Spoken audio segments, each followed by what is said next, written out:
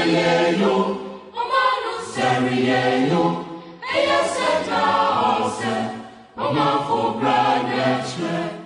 this is Joshua Ponsah of the New African Concept, and once again you are welcome to another edition of the SANKOFA Shift. Here we seek to retrieve the past to build the future. And as we said, it is getting better and bigger and hotter.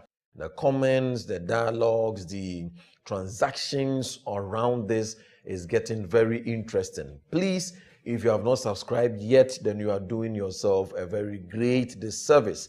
Do well and then take some minutes or some few seconds rather, and then check out on our various social media handles. As you can see on the screen, you have that of the YouTube, that is the New African Concept, and then the same name almost across board at TikTok and then Facebook. Please follow our pages and then subscribe, and then also share the link for others to also follow. We started last week on the subject of Spiritism, and we ended on the grounds that the indigenous traditional African mindset is steeped in a worldview called Spiritism. Now, I am so passionate on this subject because without understanding this, you are quick to blame the white man for the woes of Africa. Are we saying the white man has done nothing wrong to Africa? No, there are several things. We cannot be blind to the slave trade, the transatlantic slave trade. And even before then, there was the trans-Saharan, slave trade, which we will also look at.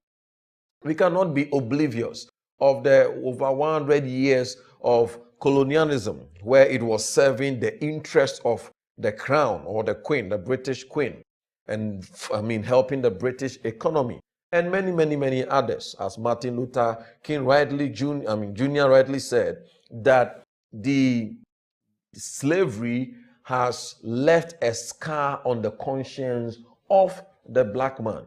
So we are not oblivious. However, before we go on to blaming what the white man did to us, we must understand that there were a lot of gaps and there were a lot of issues with our indigenous culture. And what was it? It was the weakness embedded in Spiritism. We've seen some of the characteristics so far, the likes of the fact that in Spiritism, one, we have refreshed our minds to know that there is an over-reliance on the world of the spirit. Debia nyame beye. So when you come amongst us, you realize that we are not apt to pick up responsibility and fight. We are almost always blaming things and blaming others and blaming spirits. Again, we said that in Spiritism, there is so much religion. But the goal of religion is not for transformation of a person's heart and mind or life. It is rather to use religion to meet personal needs. Again, we said that in Spiritism, there is two major activities. That is appeasing the gods and then cursing your enemy. So one characteristic predominant here is enemy consciousness. Debia obi mpemasem, obi pese oyemi bone, obi mpemasem. You are always conscious of the enemy element.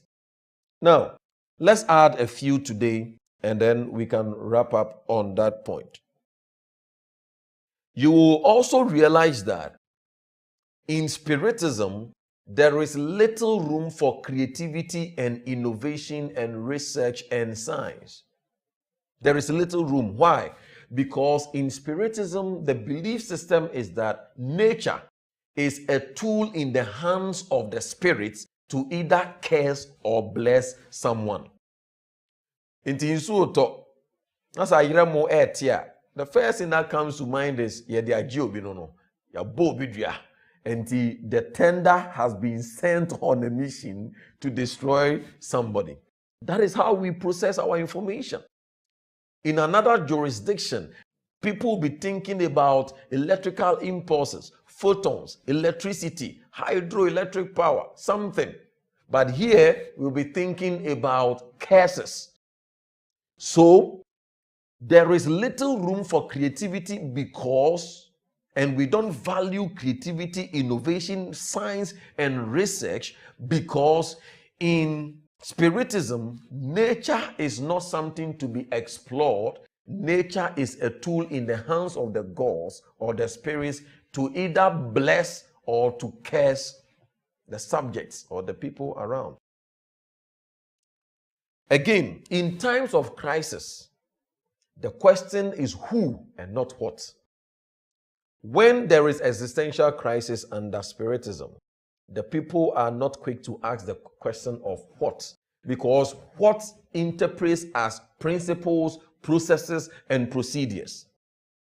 This world is not run on miracles. This world runs on 3 P's: principles, procedures, and processes. So when you ask what is wrong, then we are going to unpack. It will lead you into a form of research. You must find out what are the principles, what are the protocols, which part of the protocols have been breached, what are the processes and involved in this particular thing. We normally ask who. Why me? Who is doing me? So the average black man, the first thing that comes to mind, enemy consciousness. The question is who? And inti sebio senawari enkoya marital challenges. The first thing is who is doing me. Meswa, me ofa, anase masi, anase my grandmother. Who is doing me? Who is doing me? Who is doing me? This question of who leads to blame game. We are always blaming people, blaming things, blaming systems. That is why we blame our leaders a lot. Yes, there are responsibilities they are failing to meet. But I have always said that in a democratic setting, citizenship failure precedes leadership failure. In a democratic setting like ours, before we point a blaming finger at the leaders, we must first point a blame finger or hands at ourselves as citizens. Because as we fail as citizens, it will translate into the leadership failure. So we have a colossal leadership failure. So it is part of it. In times of crisis, we don't ask what, who. Again, you will find that in Spiritism, people of authority are considered that it is the gods that have appointed them for us, like the king, like the elders, like the shaman figure. In the shaman figure, that is the chief priest. Because in Spiritism, we believe so much in the world of the spirit. What happens is that anybody who is able to interact with the spirits is a very powerful entity in that environment. That is why in our indigenous culture, the fetish priests and then the chief priests were very powerful. And sometimes even the kings or the chiefs were afraid of them because they had the ability to interact with the world of the spirits. And in our setting or in Spiritism, it is everything is about the spirits. Now, how does that translate into our life? You realize that is why people of authority in our setting, we think sometimes it is just respect. But what we do for them is beyond respect. We deify them. It is coming from somewhere. The reason why today we deify people of authority is because in our indigenous culture, the shaman figure or people of authority were to be feared.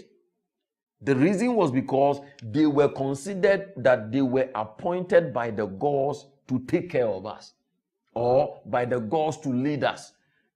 So how much we are afraid of the gods is the same way we are afraid of the people. So the pharaohs of Egypt, and then the emperors of Rome, they were literally worshipped as gods. This is the burden of spiritism. How does it translate in everyday life amongst us as Ghanaians and Africans? What it does is that in most cases, we rely so much on the world of the spirits. We are not saying the world of the spirits does not exist, but there is over-reliance. And you realize also that we will touch on this, next week. The place of Islam and Christianity juxtaposed or in tandem with the spiritism that we are talking about. But the basic thing is that some of the characteristics that it produces, number one, it produces dependency syndrome. It is because of this mindset that is why we are dependent. Me of me. O me swawa brochire. O si mi wie school oba be forma ko. Enti u wie school na ye omefa won ko ya, you feel entitled. We depend so much on the government so that as a graduate we wie school, but our educational system is such a way that it does not train the mind on creativity, innovation, and then personal explosion. It trains us to be dependent on the system so that you school, I just say, and yes, we are handicapped. That dependency syndrome is rooted in the weakness of our mindset. My fellow Ghanaians, if we want to transform our dear nation Ghana, and by extension, that Africa will see the light of glory for which we are so passionate about, then it is time for us to have a very monumental, quick, and a very powerful shift of our mindset. It is not possible to operate with this paganistic worldview or spiritism, as it is called, and then have any sustainable kind of transformation. Now, let me shock you, or let me tell you the good news, that the places we look up to, maybe the Western world, for your information, they have not been like this all this while. There was a point in history that they were even more indigenous and more local and more spiritist than us. But there was a shift. And that is a burden of this show, that we will have a paradigm shift, a SANKOFA shift from the things of the past. Dependency syndrome, entitlement mentality, blame game, enemy consciousness. These are all values. Lack of respect for time. These are all values which are rooted in the kind of mindset that we have. We'll come your way again next week as we seek to explore more on this subject of spiritism. See you.